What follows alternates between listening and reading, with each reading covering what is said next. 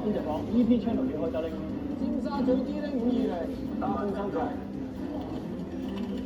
呢個咧翡翠台就係尖沙咀收唔收到？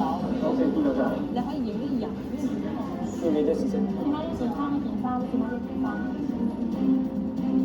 10秒見咗啦，尖沙咀。10秒。佢呢隻歌位而家係尖沙咀嘅，係實緊啲尖沙咀。尖沙咀呢一度啦，而家開始感受啲風勢啦。打多排。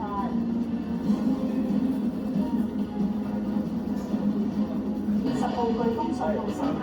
咪度，係。仲有幾耐？唔知。慢緊你。風勢啦，同雨勢啦，係越嚟越大。我嘅一個4層高嘅沙包啦，經過一晚之後咧，都已經全部吹解晒。嗱，做一啲天災啊、突發意外嘅呢類直播，最緊要就係帶出個現場感。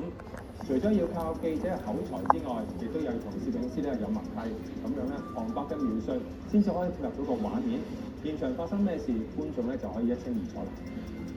直播要快，亦都要準，唔會有稿，亦都唔會有時間去寫稿。咁所以分析作稿，全部喺個腦嗰度去進行。做直播嘅時候係要一眼觀七，絕對唔係全程企定定喺度，必要嘅時候跑住都要做直播。嗱，做啲大案裁決嘅直播咧，就最考記者功夫㗎啦。喺法院攞到裁決書之後，各台記者就要鬥快跑去直播點嗰度。喘氣都未必嚟得切，就要喺100幾頁嘅裁決書揾啲重點出嚟向觀眾交代。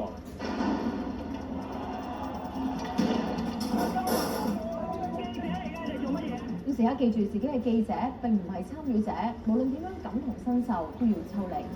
我哋喺度報道咁多，先將時間交翻俾新聞。